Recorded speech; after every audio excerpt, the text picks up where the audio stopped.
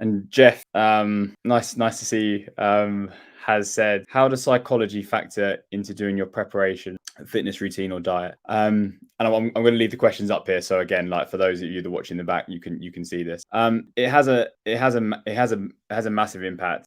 It's when we talk about routine, psychology and your mindset plays a massive role. And whether it be fitness, whether it be diet, whether it be any of those things, like your mindset plays a massive role. And if I give you some examples of how that plays out, those individuals that don't necessarily have a sense of routine can sometimes struggle with, lacking motivation, lacking confidence to complete tasks, lack of direction and belief in where you're going. Whereas those that have a routine and are prepared for that just have a little bit more direction, they have a little bit more drive, they have a little bit more of sense of where they're moving towards. So again, whether it be you take fitness, for example, if you've got a list of things that you're setting out to do, whether that be goals, whether that be checklists, whether it be little things that you tick off as you go, if you've got a daily planner that you complete, again, all of those things just give you a little bit of structure that can be set around like how you go about your fitness, how you go about your diet and all of those things. And physical sensation of actually like ticking something off as you go is really, really powerful. So again, like I would say psychology plays a massive role in terms of like your fitness and your routine and your diets that you're trying to stick to. But what I would say is like, don't necessarily always get caught up on like having to do everything all the time. So like what we know about routines is sometimes they're broken and sometimes we don't always stick to them. So don't necessarily beat yourself up if you don't do everything that's in your daily plan or in your routine. Like it's there to be reviewed, it's there to be revisited. So again, like I would use it. I'd use psychology to structure yourself and structure those routines, but also be good to yourself and don't feel like you've got to do everything all the time. But really good question. I actually missed one at the top. Apologies. So I'm going to go back to Michael's. Also, if I haven't answered your question as you think it should have been, then please just ask it again, and I'll come back to it as well. Any advice on how to avoid overthinking? Some of our best players in practice tighten up on game day. Yeah.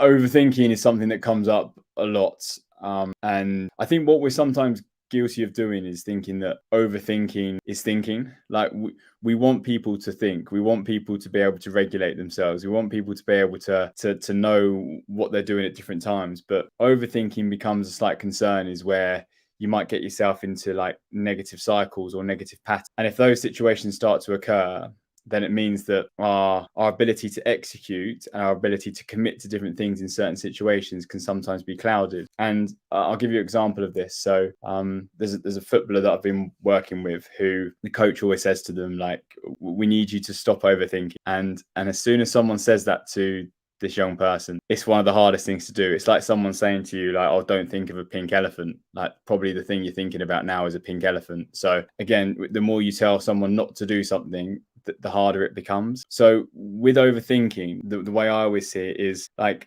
ask people to talk about what their thought process are. Like get them to actually expand upon it, get them actually to talk about it. So if players are tightening up and overthinking on a game day, what are the reasons as to why? Be curious about it. So if you're a coach or if you're a parent or whoever, like just asking them like what's going through your head? What are you thinking at different times? Because then by grasping that and understanding that, we've then got ways to then think about, well, if you're doubting yourself, if you're overthinking some negative spirals, or if you're worried about something, then it gives you opportunities to understand it and then think about what other things you could then replace it with. So rather than saying, oh, stop overthinking or stop doing this, try and understand it, try and process it, and then go, well, what's more helpful in this situation? So again, I think it's an interesting one because it comes up a lot of the time. And our natural tendency is just to go and try and nip it in the bud straight away. But overthinking and thinking, like they're really closely linked. So we still want people to be able to tune in and regulate and think about themselves. But it's just when it becomes impacting your performance negatively, where you're getting yourself into those spirals. So yeah, like check in on it, name it, have a conversation around it, and then think about more helpful thinking patterns as a way of navigating that overthink, let's say. But yeah, great question, Michael. Really cool question. I'm going to take this one off the screen and then we're going to make our way down. So the next question is how to stay focused in a match after making a serious mistake. It's hard. Well, firstly, it's hard. It's not easy. But there are also loads of things that you can try. I think one of the things that we often think about as mistakes is you make a mistake and then your reaction pattern is, "Oh, I really need to go and make up for this, or I really need to go and overcompensate, or I really need to go and put in a hard challenge or dribble past someone or make up for it." And then as a result of that, you do things that you wouldn't normally do. So the important thing to stay focused after a mistake is to go, okay, like I've acknowledged it's happened. Okay, you can't go back and change that. So acknowledge the mistake in your head and then go, okay, so what's helpful now? So what's helpful in this situation? So an unhelpful thing would be to go, I'm going to go and take it out on the ref, or I'm going to go and slide tackle someone. I'm going to go and try and complete a worldie of a shot that I've never completed before. So they're unhelpful. Helpful things to do in that situation would be to go, okay, a really simple pass. Let me get myself back into the game. Let me focus on my breathing. Let me try and talk to a teammate, because just by talking to a teammate just gets yourself out of your own head for a little bit. So again, like there's very, very small things that you can do that just help ground yourself after a mistake. So I'd say that the important thing is to go, the mistake is going to happen. So acknowledge the mistake's going to happen and then think about, well, what's helpful? What's a helpful response? And that can be really, really simple processes, which is, taking a deep breath, it's communicating effectively, it's getting yourself back into position, it's stringing a few very, very simple passes together. If you're a goalkeeper watching this, like I know recently we did some work with a goalkeeper and they basically like clap their hands together, because again, it's just to get themselves out of their own head. It's the physical sensation of feeling your hands rub against each other.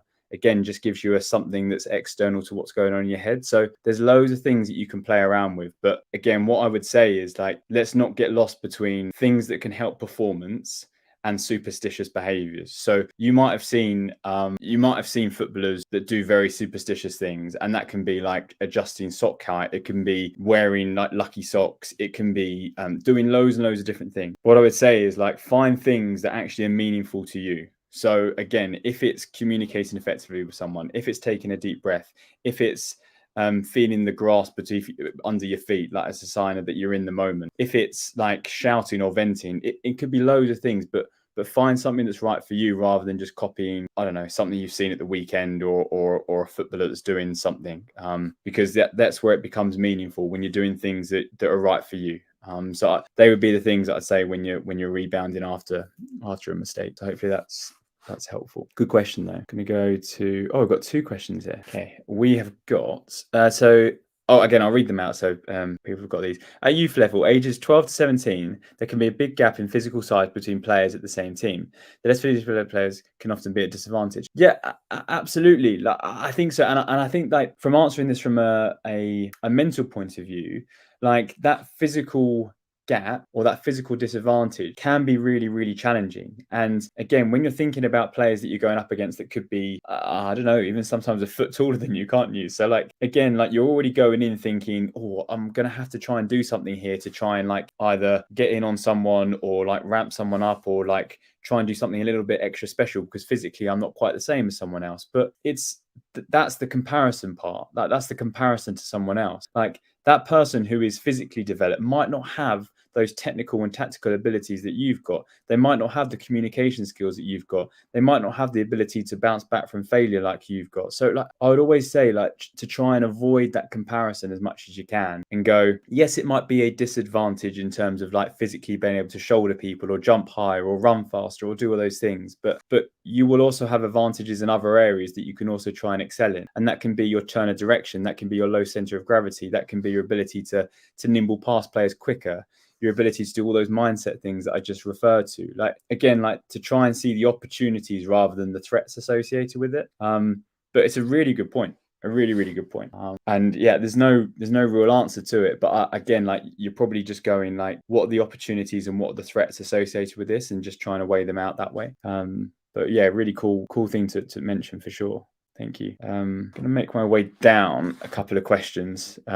Michael said lighting good. Thank you. Hopefully it's still like that. We've got a question coming here.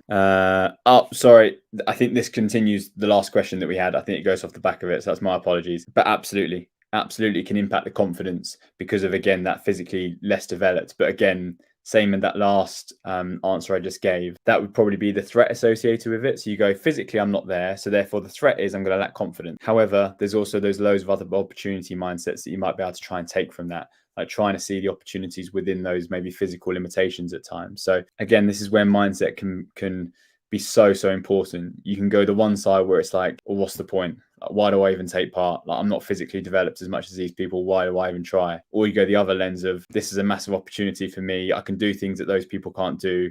I'm going to thrive in other areas. So again, like it's very much like how you choose to view that situation. But yeah, really good point.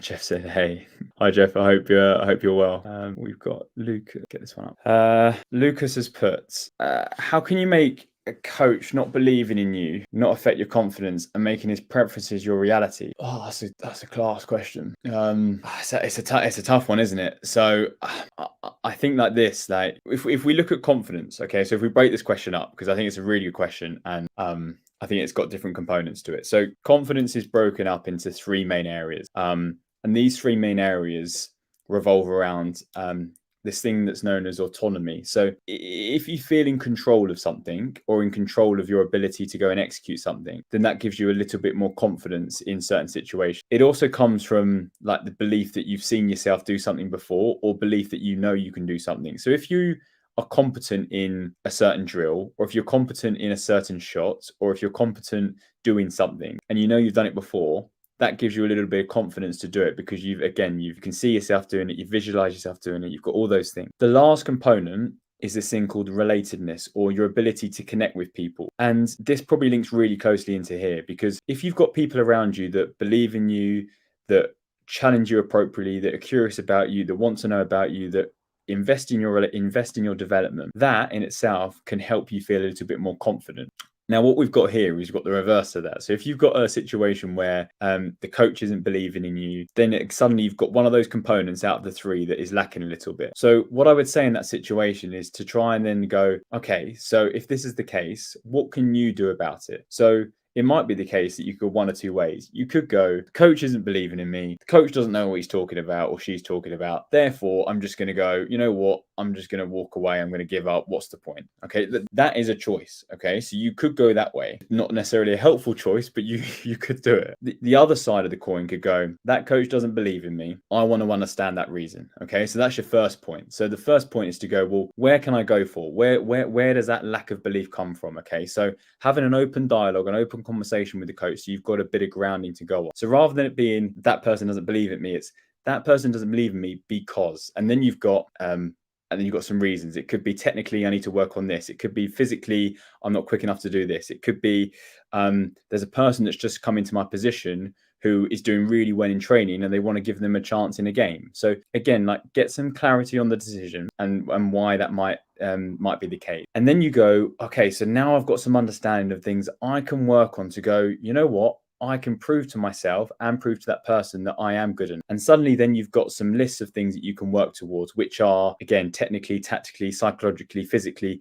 You've then got some things to work toward. Okay, so all you're doing there is you're starting an open conversation. You're then going, okay, so he clearly cares about his development or her development because they're asking the question. And then you're going, okay, and here's some things I can work towards to just show that I'm worth my place in the team. So again, it's showing a way of approaching a situation rather than just going, you know what, I'm out of here. I'm just going to avoid it. Okay. So again, it's really small little things that I would say make a massive difference in the long run. So I'd have the conversation. I'd have some targets and goals that you can work towards, and I'd bring it back into your control. What are the things that you can work towards rather than, oh, they're not believing in me. Like, what can I do? So hopefully that answers it. But it's a hard question. It's really hard, because then you've got the bit around like the reality aspects of it. So like the preferences become a reality. And again, like just be wary or cautious that just because someone's got an opinion doesn't necessarily mean it's true. Like people hold different opinions at different times. So like, again, have the clarity of it, have an understanding of it. You don't have to always agree with it. You can challenge parts of it, but ultimately, like, try and bring it back to the things that you can control and the things you believe in. So yeah, hopefully that answers the question, but it's a really good one. Wren has asked a question here. So Wren has asked, what should be done when all your teammates and outsiders say that you should be starting 11, but the coach doesn't put you in. Again, like it's a really similar one to that last question, because this is relatively common. So you get lots and lots of teammates going like, oh yeah, I should be in the team, like, and then you've got a coach saying, who holds the ultimate power and decision making, going, you're not quite ready. But in this situation, what I would say is, like, again, similar to the last one, like, go and seek some clarity, like go and understand the reason why you might not be in the team in the first place. Like, have it from the point of contact from the coach, because you could go to every single person in the team and they could all be like, no, you should be in the team. All that's going to do is fuel your frustration a little bit more. So go to the point of contact that's going to make a difference. Go and have a conversation with the coach. You don't have to do that on your own, by the way. You could go with a parent, you could go with a teammate, you could go with someone else, or a support staff member that you're close with, and just have that conversation, generate it. And then all you're doing in there is you're planting a little seed within the coach's head that says, this person really cares about the development. They care about trying to win me over or improve and try and develop. And that in itself can be really, really powerful. So generate the conversation with the person that matters, and then go, well, what can I do to bring it back into my control? Okay. So again, then you've got the goals and targets and things that you can work towards. So yeah, similar to the last question, but again, like sometimes that those teammates, sometimes the people around you can generate lots and lots of noise that you think is helpful, but actually it can just frustrate you at times. So just be careful of where you're tuning in and out of your information from as well. But really, really good question. Lucas has asked a question here that is, also, like if there's questions, because I'm just making my way through them. If there's questions that you want to know a little bit more of and I haven't quite answered them, then please just put them in again, because I realize I'm going through these, and if I haven't quite hit the nail on the head, then please just let me know and I can go back. And also, if there's some other bits that I haven't touched upon, then please let me know. How can you become less tired and not put as much value in the end result and outcome goals, which then decreases your confidence and motivation if they're not hit? Yeah, like this is a really, really key question, because like that less tired component, we often get this thing referenced as like an emotional burnout, or this fatigue that we might experience. And to give you an example, I was working with someone recently who was a young player, and they were saying that I'm setting myself some targets or some things that I'm going to try and work towards Christmas. So Christmas would be like a midpoint of the season essentially, and they were already saying, oh, I'm not sure if that's achievable now, based on like how their preseason went and based on how the things went at the start of the season. And suddenly you get this lack of motivation, you get this tiredness, you get the what's the point mentality. So what I would say is, like, set yourself goals that are definitely shorter,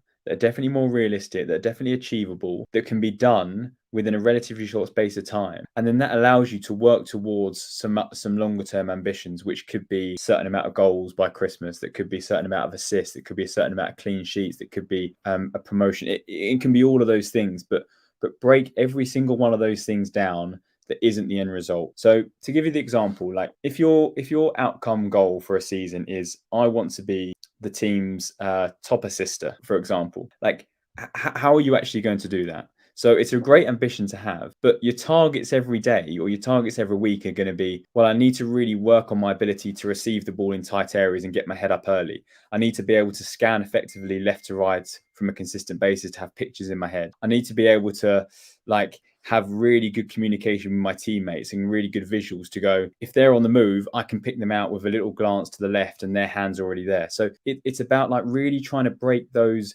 longer term ambitions into really small specific target that you then go, in the next training session, I'm going to work on my scanning, my ability to receive the ball in tight areas. Like you can really make it as specific as you can, rather than those longer term ambitions, which can be quite frustrating to work towards at times. And what I would also say to this question is, like, don't be afraid to review and fail at your goals. Like, do not be afraid to do that, because like you will set targets and set goals at the start of the season, and if you hear people talk about like, oh, if you haven't met your goals and it's like that you're a failure or you've let yourself down here, it's absolute rubbish. Like, goals are there to be worked towards and also reviewed and failed upon. Okay, that's the purpose of them. Like, we're not robots. We're not going to be able to do everything all the time. Like, so set yourself some meaningful targets, because that's good for your structure and your purpose. But also, every so often, review where you're moving towards, review your goals with your parents, with your teammates, with your coaches, with yourself, because that really shows an element of growth. And that shows that you're not just setting these fixed targets that are just there at the start of the season, just like a tick box exercise. It's actually showing that you really care about them because you're trying to work towards them, you're reviewing them, you're challenging yourself, you're stretching yourself, you're failing at them, but then you're reviewing them. Like, that's where the true value of goal setting really hits home. Like, it's not setting yourself targets and hitting it all the time, like, because then again it gets complacent, it becomes quite easy at times. Like, set yourself some really specific goals, don't be afraid to fail at them, and keep reviewing them. It would be my argument to this. And then as a result, it takes the pressure off, the confidence of, oh no, if I haven't hit my goal, that's it. Like, I've lacked my motivation, my confidence is hit. Like, so again, just try and think about it in really smaller goals, smaller process, and go about it that way. But yeah, great question, Lucas. I think the question underneath this is the same one, isn't it, Lucas? I don't know if it's just come through twice. Wren has said, do you have any advice for overthinkers when it comes to making mistakes? Yes, similar probably to the one we did previously. But again, what I would say is, like, when it comes to trying to like get yourself back into the moment, I would always do these kind of three main principles, or these three main things. And if you've got a little bit of paper, it might be worth just jotting these down. But like, it's the language around what, so what, and now what. Like, they would be the three things that I would kind of go through my head. Okay, so like, if you've made a mistake, the overthinking can play into your head and go, I'm not good enough. What's the point? People are watching me. My coach is going to pull me off. My teammates don't think I'm good enough. Like, you get yourself into this critical voice or this negative spiral that can kind of just seep into your game. But if you suddenly reframe that as three very simple terms, three really simple things that get your thoughts back in underway, and you go, what? So what just happened? Okay, so you gave the ball away. Okay, so you've identified the mistake. So what? Like, what's the bigger picture? Like, giving that ball away, like, how long is left in the game? Like, have you got time to rectify it? Like, what's the bigger picture? What can I do now? Like, and then the final bit is the now what. So the now what is like, well, what can I do in this next moment? What can I do in my next action? What can I do in the next few seconds to get myself back into position to not think about the mistake? Okay, and then suddenly what you've got by just going what, so what, now what, you've just got a really simple process to go through in your head that just gives yourself a really good like anchor to go, okay, I'm overthinking, I'm worrying about things, but here's some really simple principles that I can bring it back to. So again, like, it's something that if you do once or twice or even like 3 times for that argument, like, I don't think it would have much of an impact, if I'm being completely honest. But if you embedded that and you did that consistently and you created those patterns in your head where you go, what, so what, now what, after a mistake, it just becomes autonomous. It becomes like an automatic reaction that you go back to. And then in the future, when you get a little bit older, it just becomes the norm. It just becomes the thing that you jump back to. So rather than trying to go, oh, I'm overthinking, I need to stop overthinking, I need to move on to something else, you've got a very simple process where you go, what, so what, now what, back in the game, move on. And again, like, these aren't easy things to implement. These are challenging things. And it might seem really unnatural to do that to start with. But over time, like any other muscle in the body, if you train it long enough and you train it hard enough, it will grow, develop, it will get stronger. And so processes like that just enable you to start building different connections in your brain that just help for later on in life. So again, a very simple tool, but one, if it's done correctly and consistently, can be really, really beneficial. So yeah, I would say that that's probably the thing I'd answer to that. I would also just say on overthinkers when it comes to mistakes is don't be afraid to share this with I don't know, Wren, if you're a player or a coach or a parent but I wouldn't be afraid to share this with people around you. So people have a tendency when they make a mistake to have certain ways of reacting. So it could be that you throw your hands up in the air. It could be that you show a sad face. It could be you get frustrated. It could be that you go within your shell a little bit. Don't be afraid to share that with people so that other people know when you're struggling. Because then the impact of that then is if a teammate goes, oh, I've just seen that person like go into their shell a little bit, they're struggling, what do you then need in that situation? So teammates are then aware, coaches are then aware, because they could then go, you get an arm around them, you give them a little bit of a G up, you give them a little bit of confidence, you give them a little bit of belief, or it could be that you just tell them to do very simple things. Like, make people aware of your reaction pattern is ultimately what I'm saying, because then what you're doing is then not putting all the pressure on yourself to go, I've got to work this out for myself. It then goes, it's a responsibility of the coach, the teammates, the people around you to get yourself out of that situation and support you. So again, like, you've got the individual individual things you can do, which is the what, so what, now what, you've also got the knowledge of your reaction patterns that you can share with other people around you. So again, like just two different ways to look at it, but hopefully gets to a similar point of like how you bounce back from mistake.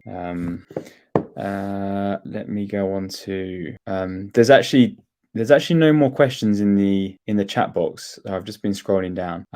But what I would just like to mention is there's one thing that's come out relatively recently, again, because I've been seeing some questions coming through and people asking me some questions through the app, is around like your ability to respond to injury. And this might not be relevant to anyone in here, by the way, like none of you might have experienced injuries, but as part and parcel of football, I'm sure some of you would have had some sort of setback, some sort of injury, something go wrong at some point, or it could happen in the future. So I think it's important just to touch base on this one.